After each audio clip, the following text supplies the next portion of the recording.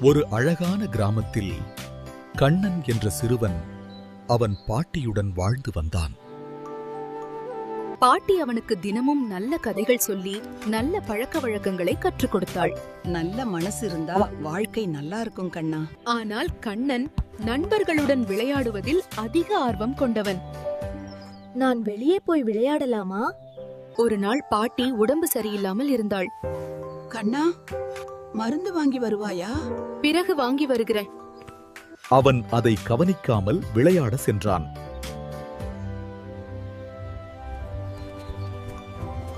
மாலை வீட்டிற்கு வந்தபோது பாட்டி மிகவும் சோர்வாக இருந்தாள். பாட்டி, உங்களுக்கு என்னாச்சு?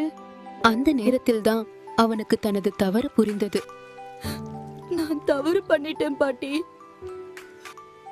உடனே அவன் மருந்து வாங்க ஓடினான்.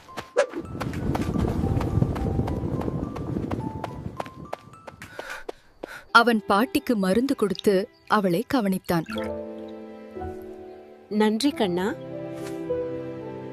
நம்மை நேசிப்பவர்களை முதலில் நினைக்கணும். இனி நான் உங்களை கவனிப்பேன். அந்த நாள் முதல் கண்ணன் நல்ல மாற்றம் அடைந்தான். உண்மையான அன்பு என்பது தேவையான நேரத்தில் உதவுவதுதான்.